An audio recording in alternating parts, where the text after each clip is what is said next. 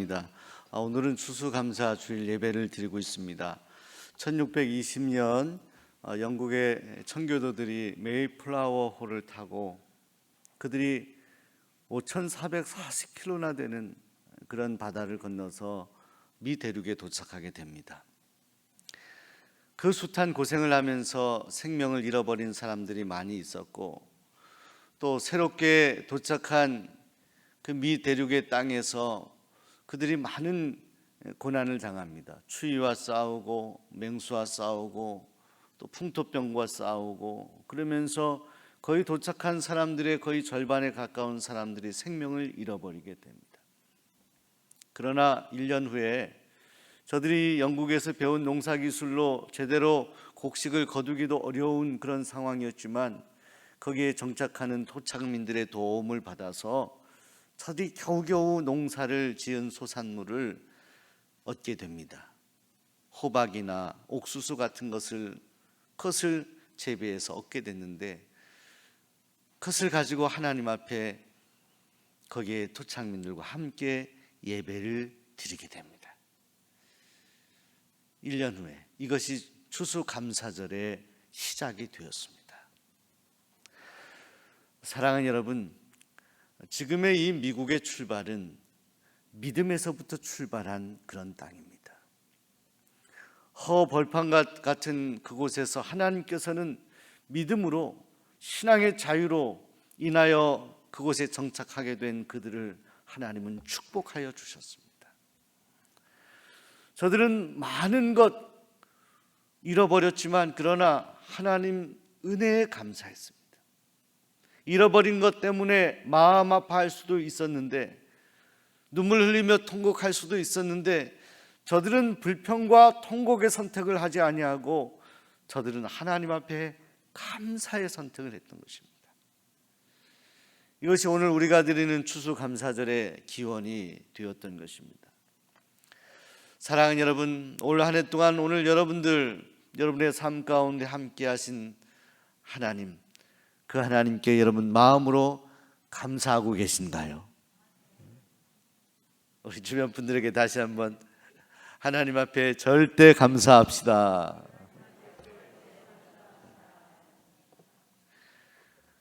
여러분, 우리는 하나님 앞에 감사해야 됩니다.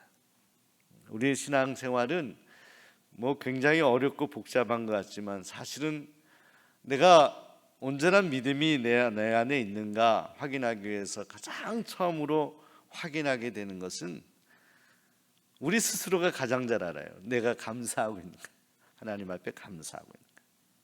정직하게 물어보면 돼요. 내 안에 감사와 기쁨이 충만하면 우리는 잘 가고 있는 것입니다. 성경에도 하나님께서는 감사한 사람을 축복하셨습니다. 하나님이 불평하고 원망한 사람을 축복하고 기억하였다는 성경의 말씀은 한 군데도 없습니다. 우리는 하나님 앞에 감사한 사람이 되어야 되는데, 특별히 주님의 은혜를 경험했던 사도 바울이 하나님 앞에 늘 감사했던 하나님의 사람이었습니다. 바울 서신을 읽어보면서 감사라는 단어에 밑줄을 긋고 동그라미를 치면 아마 굉장히 많은 동그라미가 채워질 거예요. 바울은 하나님 앞에 감사했어요. 정말로 탄식하고 원망할 만한 그런 인간적인 상황에서도 바울은 하나님 앞에 감사했다는 거예요. 자, 오늘 저는 추수감사절 맞이해서 특별히 오늘 고린도전서 1장의 말씀을 통해서 바울이 감사하는 그 감사를 우리가 좀 배우면 좋겠는데, 오늘 고린도전서 1장에 말씀하는 바울의 감사가 어떤 감사인지를 우리가 함께 주님이 주시는 영적인 교훈을 나누고 싶습니다. 여러분, 오늘 성경 말씀 4절에 보시게 되면 바울은 이렇게 감사합니다. 너에게 주신 하나님의 은혜로 말미암아 내가 너희를 위하여 항상 하나님께 감사한다. 이렇게 고백했습니다. 이 한 구절의 말씀이 우리에게 시사하는 바가 굉장히 큰 것입니다. 우리에게 주신 영적인 교훈이 굉장히 깊어요. 우리의 성숙한 감사가 어디에까지 이르러야 되는지에 대한 감사의 목표의 지점을 바라보도록 인도하는 말씀입니다. 자, 바울의 감사가 특별한 이유, 또 우리가 기억하며 배워야 되는 이유가 어디 있습니까? 첫째로 여러분, 바울은요 하나님께 주목한 감사를 하였습니다. 여러분, 오늘 성경 말씀을 1장을 보시면 나중에 10절 이하의 말씀을 보시게 되면 고린도 교회의 분쟁에 대한 바울의 언급이 있습니다. 근데 바울은요 그런 고린도 교회에 대한 분쟁의 소식을 듣고 그들을 책망하는 어떤 내용부터 쓸만한데, 바울의 편지 1절에서부터 오늘 말씀을 읽어보시게 되면 바울은 먼저 하나님 앞에 감사하고 있어요. 현실, 고린도 교회가 분쟁이 있다, 다툼이 있다라는 현실, 그 현실은 있는 그대로의 현실인데 거기에서부터 이야기를 시작하지 않는다는 거예요. 바울은 먼저 하나님의 은혜와 평강이 저들에게 있게 되기를 소원한다고 하면서 하나님 앞에 감사할 것부터 이야기합니다. 바울의 감사는 하나님께 먼저 주목한 감사이다. 오늘 4절 상반절에 보시면 너에게 주신 하나님의 은혜로 감사한다. 하나님의 은혜로 감사한다. 바울의 감사의 대상은 분명했어요. 바울의 감사의 시선은 하나님께 있었어요. 하나님께 감사한다. 하나님의 은혜에 감사한다는 것입니다. 사랑하는 여러분, 한 해 동안 저와 여러분을 지켜주신 하나님의 은혜에 감사할 수 있기를 바랍니다. 감사의 대상을 먼저 우리가 분명히 해야 됩니다. 이 추수감사절에 우리가 감사할 일들이 많지만 우리가 우선적으로 감사해야 될 분은 하나님이십니다. 그 대상이 하나님이시고 그 내용이 하나님의 은혜입니다. 여러분, 바울의 구체적인 감사의 목록이 5절 이하에 계속해서 기록이 되어 있어요. 5절에 보시면 고린도 교회 성도들이 언변이 뛰어나고 모든 지식에 뛰어났다 이렇게 말합니다. 언변이라는 것은 하나님께 받은 은혜, 마음의 감동을 말로 표현하는 그런 능력을 말하는 겁니다. 또 6절에 보시면 그리스도의 증거가 견고히 있다라고 말씀합니다. 복음이 전파되고 있다는 거죠. 그리스도가 전해지고 있다는 것이죠. 이런 고린도 교회의 상황에 대해서 감사합니다. 7절에 이렇게 또한 바울이 감사합니다. 너희가 모든 은사에 부족함이 없이 우리 주 예수 그리스도의 나타나심을 기다린다 이렇게 표현합니다. 너에게 풍족한 하나님께서 은사를 주셨다라고 말씀하며 감사합니다. 그러면서 9절에 뭐라고 말씀합니까? 9절이 바울의 감사의 절정입니다. 고린도 교인들을 불러 예수 그리스도와 교제하게 하시는 하나님은 미쁘시다. 미쁘시다. 미쁘다라는 표현은 뭡니까? 하나님은 믿을만하다는 것, 하나님은 신뢰할 만하다는 것. 여러분, 우리가 흔히 그런 말 합니다. 사람은 사랑의 대상이고 하나님은 믿음의 대상입니다. 여러분, 사람을 너무 믿지 마시기 바랍니다. 서로 의심의 눈초리를 보면서 살아가라는 그런 이야기가 아니에요. 사람은 연약하기 때문에 믿고 싶어도 믿을 수 있는 존재가 안 된다는 거예요. 사람에게는 누군가 기대고 이렇게 끝까지 견고하게 기둥처럼 서 있어서 누군가가 기대서 끝까지 이렇게 함께 의지할 만한 그런 대상이 되지 못하는 거예요. 하나님은 아니에요. 하나님은 우리가 끝까지 견고하게 서 계셔서 우리를 붙들어 주시는 분이 하나님이십니다. 또 하나님의 약속은 불변하다. 하나님의 약속은 반드시 이루어진다. 믿으시면 아멘 하시기 바랍니다. 하나님의 약속은 이루어지는 거예요. 하나님은 영원하시고 하나님은 인자하시며 하나님은 오늘 우리 인생들을 향한 약속을 반드시 지키시는 하나님. 그래서 바울은 먼저 감사의 대상을 분명히 합니다. 하나님께 감사하라. 무엇을? 하나님이 고린도 교회에 베풀어 주신 은혜를 감사하라. 왜 그러냐? 하나님은 미쁘시기 때문이다. 하나님 우리가 신뢰할 만한 분이시기 때문이다. 하나님은 그 약속이 변함없는 분이시기 때문이다. 4절 한 구절의 말씀에서 바울은 그 하나님께 주목하도록 합니다. 시편 기자가 고백하죠. 내가 산을 향하여 눈을 들리라. 나의 도움이 어디서 올고 나의 도움이 천지를 지으신 여호와에게서로다. 여러분, 우리가 왜 24시간 릴레이 기도를 하는 것입니까? 왜 금요일마다 그 늦은 시간까지 자정시간까지 기도하는 것입니까? 왜 새벽마다 기도하는 것입니까? 기도가 모양인가요? 기도가 그저 나와서 다른 사람들에게 보이기 위한 것입니까? 기도가 학교에 가서 그저 출석하는 정도의 그런 일입니까? 지식을 얻는 일입니까? 여러분, 기도할 때 우리는 하나님과 교제할 수 있고, 기도할 때 우리는 하나님의 능력을 덧입을 수가 있기 때문입니다. 우리가 사람을 의지하고 세상의 것들, 물질을 의지하고 내가 배운 것을 의지하면 우리는 반드시 넘어지게 돼 있어요. 하나님은 우리가 세상 것을 의지하도록 그냥 내버려 두도록, 그래서 견고하게 가도록 하나님의 자녀를 그냥 방치하시는 하나님은 아니세요.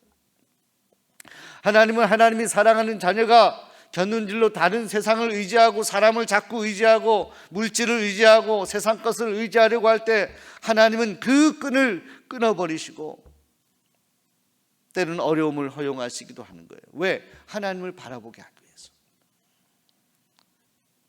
그 하나님을 의지하는 가운데 언제든지 우리의 감사의 시선은 먼저 하나님께 고정하고 있어야 돼요. 하나님께. 오늘 바울은 그 하나님께 시선을 드리라 이렇게 말씀합니다. 둘째로 바울의 감사가 특별하고 우리가 배워야 되는 것은 바울 자신이 주도하는 감사를 하고 있기 때문입니다. 우리 주변 분들, 앞뒤 분들에게 이렇게 우리가 결단해 볼게요. 어떻게 우리가 결단하냐면 당신이 감사를 주도하시기 바랍니다. 이렇게 인사하고 결단하겠습니다. 여러분은 감사의 선봉장이 되시기 바랍니다. 감사의 앞에 계세요. 감사에 끌려다니지 마시고, 바울이 뭐라고 합니까? 고린도 교회는 다툼이에요. 갈등이 있어요. 이걸 어디에서부터 풀어야 되느냐 고민하는 바울은 하나님 앞에 기도하는 하나님의 종이었죠. 내가 먼저 감사한다. 여러분, 저도 가만히 보면 제가 만약에 바울의 입장이었다면 어떻게 했을까요? 바울이 그 애정을 드리고 공을 들여서 세운 고린도 교회 아닙니까? 눈물로 세운 이방 땅에서 꽃이 피는, 황무지 같은 곳에서 꽃이 피는 그런 교회가 고린도 교회였어요. 근데 거기에서 분쟁의 소식이 들렸을 때, 다툼의 소식이 들렸을 때 얼마나 마음이 아프겠습니까? 왜 그러냐? 그러지 마라. 누구야 문제가 누구에게 있는 거예요? 이렇게 그러지 않았다는 거예요. 그럼에도 불구하고 지금의 고린도 교회의 현실은 그러하지만 그럼에도 불구하고 바울은 감사를 선택해요. 왜? 영적인 지도자이기 때문에. 달리 말하면 그 분쟁에 대해서 어쩌면 바울 마음속에 책임감 같은 것, 이런 것을 느꼈을 것 같습니다. 바울은 먼저 감사합니다. 자, 오늘 성경 말씀 4절에 보면 내가 너희를 위하여 항상 하나님께 감사하노라. 내가 고린도 교인들을 위해서 내가 먼저 감사를 선택하겠다는 거예요. 감사의 선봉장이 되겠다는 거예요. 당신들이 지금 다투고 하나님의 뜻에 합당하게 살지 못하는 것 같지만, 그러나 이 현실에서도 나는 내가 먼저 하나님 앞에 감사하겠노라는 것입니다. 사랑하는 여러분, 우리가 천만인이 우리 주변에 불평하는 사람들로 에워싸 있다 하더라도 여러분은 감사하시기 바랍니다. 내가 먼저 감사하는 거예요. 감사의 도미노의 첫 번째 도미노가 돼야 됩니다. 도미노 게임을 하게 되면 처음에 이 쌓아놓은 블럭을 넘어뜨리면 다다다다다 넘어지게 됩니다. 첫 번째 넘어지는 사람이 돼야 돼요. 여러분, 미국의 부시 대통령이 취임하면서 최초로 흑인 국무장관을 세웠던 뉴욕 빈민가 출신의 콜린 파월이라고 하는 분이 지난 11월 초에 소천하여서 장례식을 치르게 되었다고 합니다. 많은 사람들이 참여해서 참 성실하게 자신의 직무를 잘 감당했던 분인데, 이분이 고백했던 한 일화가 생각이 나고 기억이 납니다. 이분이 아르바이트를 하는 공장에서 어느 날 다른 인부들과 일을 하게 되었다는 것입니다. 그것은 도랑을 파는 일이었어요. 도랑을 파는 일이 얼마나 힘들겠습니까? 근데 도랑을 팔고 있는데 어떤 한 사람이 이 벽에 기대어서 계속 불평을 하고 있었다는 거예요. 아유, 이거 뭐 도랑 파도 티도 안 나는 거 이거 언제까지 해야 되나? 불평하고 해도 이거 뭐 얼마 임금도 주지도 않고 계속 불평하고. 근데 저쪽에 있는 어떤 다른 한 사람은 그 냄새나는 도랑에서 열심히 땀을 흘리면서 파면서, 아유, 오늘 또 하나님 귀한 일자리 주신 것도 감사하고 도랑 파서 환경을 정비하니 감사하다, 이렇게 일하는. 그리고 그 다음에도 가봤더니 그 일이 계속 지속되었는데 참으로 신기하게도 작년과 너무나 비슷한 모습. 다른 한 사람은 그저 빈둥빈둥하면서 계속 불평의 이야기를 하고 있는데 다른 사람은 땀 흘리면서 열심히 도랑을 파고 있었다는 거예요. 그리고 몇 해가 지났는데 그 일하는 곳에 가봤더니 그 불평하는 분은 그 전에 해고가 되어서 어디 간지도 모릅니다. 그 땀 흘리며 하나님 감사합니다라고 고백했던 그 사람은 아주 높은 임원이 되어 있더래요. 거기에서 이 콜린 파월이 큰 깨달음을 얻었다는 것입니다.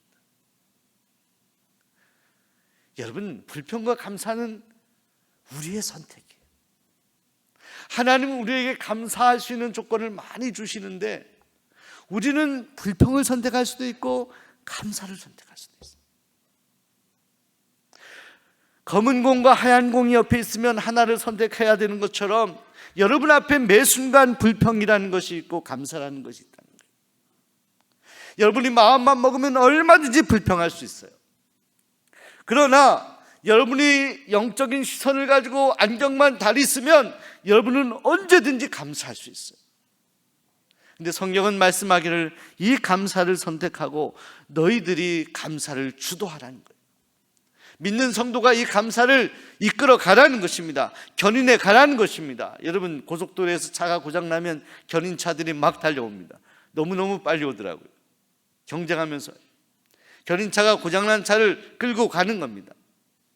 여러분, 살아가다 보면 우리 주변에 정말로 삶이 피폐해져서 불평하고 원망하는 많은 사람들이 고장난 차처럼 서 있다는 말이에요. 고속도로에 서 있으니 얼마나 위험합니까? 그때 우리는 견인차가 되어서 그 사람을 끌고 가야 된다는 거예요. 어디로 끌고 가는 겁니까? 감사의 세계로, 감사의 바다로, 감사의 공장으로 우리는 그를 데려가야 된다는 것입니다. 여러분, 이 감사와 불평은 전염병과 같습니다. 똑같아요. 여러분, 한 가정에서요, 가장이 불평하고 원망하면요, 다른 사람도 다 그렇게 돼요. 감기가 전염하는 것보다 더 빨라요.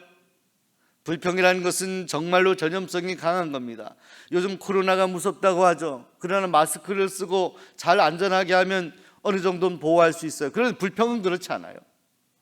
불평을 막을 수 있는 마스크는 존재하지 않아요. 무서워요.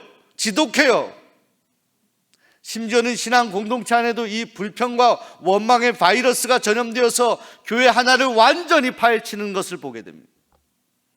아무것도 아닌 일인데도 대단한 일로 그렇게 포장해서 사단은 불평과 원망으로 가득 넘치게 해서 교회 하나를 완전히 해체해버리는 역사가 있다는 거예요. 어디에서부터 시작되느냐? 불평하고 원망하는 거죠. 우리는 오늘 바울의 감사를 배워야 돼요. 다투고 있다는 소식을 들었을 때 바울은 논리적으로 대처하지 않아요. 이성적으로 대처하지 않아요. 영적으로 대처해요. 바울이 먼저 감사해요. 내가 너희를 위하여 내가 감사한다. 당신들 감사하십시오가 아니에요. 내가 감사한다. 사랑하는 여러분, 오늘 여러분들이 불평이 아니라 감사의 전염병을 옮기시기를 바랍니다. 전염병이 아니죠. 감사의 에너지를 옮기시기 바랍니다. 여러분이 먼저 감사의 선봉장에 서서 일을 진행하시기 바랍니다. 그때 하나님은 놀라운 일을 베풀어 주십니다. 가정이 회복이 돼요. 해보세요.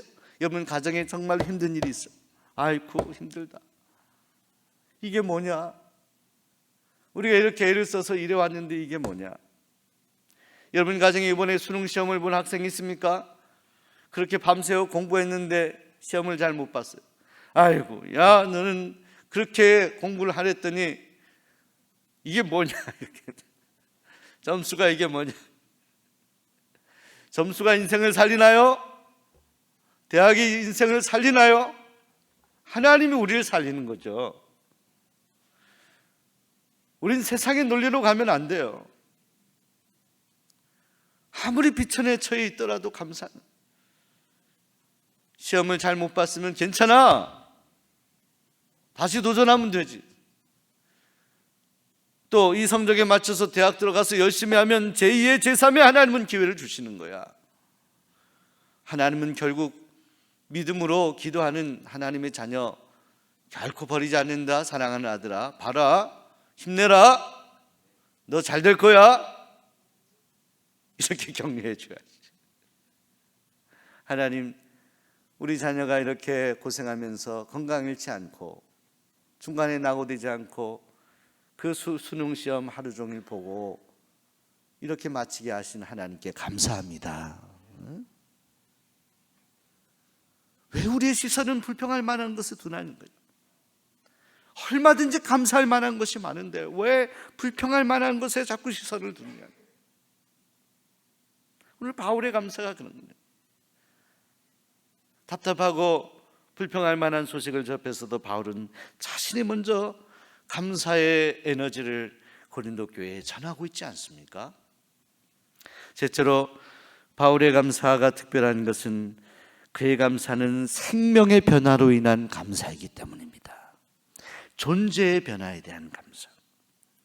바울이 4절에 이렇게 고백하죠. 너희에게 주신 은혜라고 합니다. 하나님이 은혜를 주셨지만 너희에게 주셨다. 고린도 교인들에게 주신 감사. 사랑하는 여러분, 바울은 다투고 분쟁하는 소식을 들었지만 여전히 그들의 근본을 바꾸어 주시고 신분을 바꾸어 주셨던 하나님의 은혜에 감사를 합니다. 너에게 여전히 하나님의 은혜가 있다는 거예요. 지금 당장 다툼이 있고 어려움이 있지만 그러나 너희들을 하나님의 자녀로 선택하셨던 하나님의 은혜가 있다는 거예요. 고린도 교인들이 여러분 생각해 보세요. 우상의 땅에서 그들이 예수 믿는다는 것이 기적 아닙니까? 지금도 그래요. 저는 나중에 코로나가 좋아지면 우리 여성교회든 남성교회든 청년이든 원하는 사람들 데리고 같이, 지금도 그렇습니다. 낙도 같은 데도 있고요, 제주도 산간지역 같은 데는 아직도 4.3의 아픔을 가지고 그렇게 한탄하며 힘들어하는 그런 분들이 있어요. 나무 앞에 절하는 사람들이 있어요. 여러분, 고린도가 그런 땅이라는 거예요. 우상이 드글드글했던 그 땅에 고린도 교회가 세워지다니요. 그것이 바로 고린도입니다.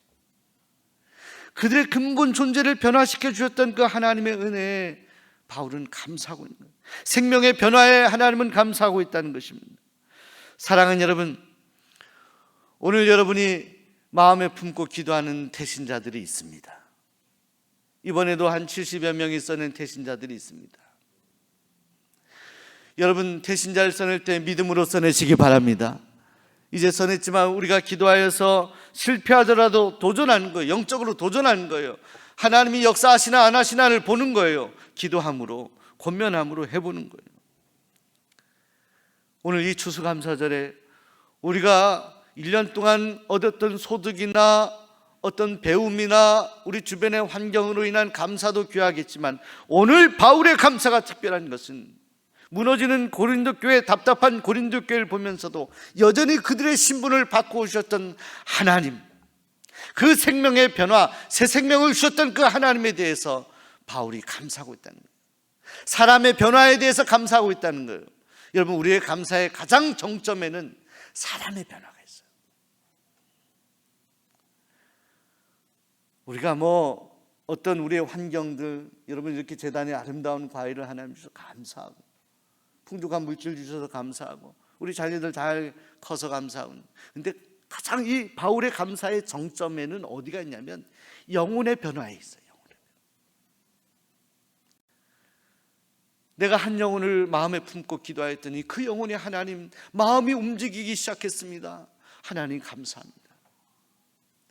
바울이 고린도 교인들의 변화 때문에, 그들의 신분의 변화 때문에 하나님 앞에 감사하는 것처럼 여러분이 마음에 품고 기도하였던 누군가 한 영혼이 변화되는 것 때문에 우리가 감사할 수 있다면 이 감사를 하나님은 기쁘게 받으십니다. 가장 높은 정점에 영혼 변화에 대한 하나님의 목표를 마음에 두고 그 영혼이 변화되기 위해서 달려가는, 그래서 내가 기도하며 한 영혼이 주님 앞에 나와왔을 때, 변화되었을 때, 우상을 섬기는 이들이 하나님을 섬기는 자로 변화되었을 때 감사하는 그 감사가 오늘 우리의 가슴 속에 넘쳐 흐르고 있다면 바울의 감사와 동일한 감사일 수 있을 것입니다. 저는 이 예화를 좋아합니다. 제가 몇 번, 저는 그 일을 지금도 기억하며 한 영혼의 변화를 위한, 가족 구원을 위한 기도를 할 때마다 여러분들이 상고했으면 좋겠다 생각합니다. 제가 과거 부목사 사역을 할 때 부부 권사님이 계셨습니다. 남편 권사님은 몸이 아프셨어요. 근데 결혼 이전부터 남편 되신 권사님은 신앙생활을 잘했는데 부인이 예수를 믿지 않았어요. 아들 하나 딸 하나 낳고 지냈는데, 제가 사역을 하는 동안에 제가 그 나중에 예수 믿고 권사님이 된 그 부인 권사님에게 들은 간증이에요. 자신이 교회를 다니지 않고 남편이 혼자 교회를 다니는 그런 가정에서 이 남편이 아주 위중한 병에 걸리시게 되었습니다. 세브란스 병원에서 큰 수술을 해야 되는데 이 수술의 결과가 어떻게 될지 모르는 수술이에요. 그런 수술 있잖아요, 여러분. 저도 사역하면서 여러 번 그런 수술에 대한 성도님들의 기도와 부탁을, 목사님 어떻게 해요? 이 수술 해야 되나요? 말아야 되나요? 생명이 왔다 갔다 하는 수술이 있잖아요.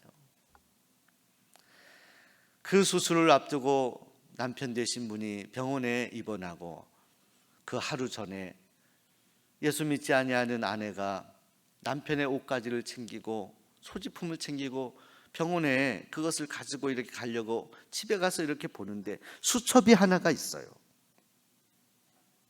남편의 수첩이에요. 그 수첩에는 이렇게 쓰여져 있었어요. 남편이 기록해 놓은 거예요. 메모하듯이. 하나님, 저는 일찍부터 예수님 믿고 구원받고 제가 어떻게 되더라도 저는 천국에 가는데 이제 수술을 하게 되어서 제가 잘못되더라도 저는 천국에 가는데 제 아내를 제가 전도하지 못해서 이렇게 그냥 떠나는 제 마음이 너무너무 아픕니다. 하나님, 이런 메모를, 그거를 그 아내가 그 수첩에 남편의 그 글씨 메모를 읽은 거예요. 그리고 그것을 조용히 챙기고 다음날 수술을 하게 됐습니다.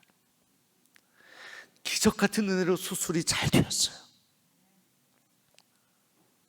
그리고 수술한 다음에 남편에게 아무 얘기하지 않고 그가 남편이 회복할 때쯤에서 같이 하나님 앞에 나와 예배를 드리게 됩니다. 예수를 믿게 됩니다. 남편이 자기를 향한 사랑을 느끼게 됩니다. 나는 아내와 영원히 함께하고 싶습니다. 이 소원을 큰 메모를 통해서 느낀 거예요. 그렇게 지내시다가 또 이후에 몇 차례 고비가 계시다가 그 남편 되신 권사님은 그리고 수년 후에 돌아가셨습니다. 그 장례를 제가 집례했습니다. 그 권사님 아직도 예수님 잘 믿고 계세요. 사랑하는 여러분, 왜 제가 이 이야기를 좋아하냐면, 이것은 메소디스트 우리 감리교인이 할 수 있는, 내가 가족군을 위해서 내가 할 수 있는 최선을 다해서 해보는 그 마음이 이 메모에 남겨져 있는 거죠. 그러나 그 메모를 발견하게 하시고 그 여인의 마음을 움직이신 분은 하나님 아니십니까? 하나님께서 그 메모를 읽게 하시고 수술 이후에 그 마음을, 강팍한 마음을 인도하셔서 하나님 앞으로 나오도록 역사하신 분은 하나님이십니다. 자, 여러분, 오늘 여러분의 선택은 무엇입니까? 우리는 하나님의 자녀가 되었잖아요. 우리는 이미 저 영원한 하나님 나라의 백성이 되지 않았습니까? 자, 오늘 여러분의 가족은 어떻습니까? 자, 오늘 여러분의 이웃은 어떻습니까? 오늘 우리 주변은 어떻습니까? 다 하나님 나라 갈 준비가 되어 있습니까? 믿음이 있습니까? 그렇지 않다면 오늘 우리도 가슴 아픈 마음으로, 간절한 마음으로 하나님 앞에 비록 짧지만 서툴지만 메모를 써서 올려드려야 되지 않을까요? 하나님, 나의 사랑하는 가족 하나님께 맡깁니다. 도와주세요. 간절한 기도를 주님 앞에 드려야 되지 않을까요? 그리고 그가 주님 앞에 나왔을 때 오늘 바울처럼 이방 땅에서 주님을 믿고 예수를 믿고 변화되었던 그 고린도 교인들을 향한 감사처럼 우리도 하나님 앞에 진실하고 풍성한 감사를 드려야 하지 않겠습니까? 함께 기도하겠습니다. 하나님의 은혜와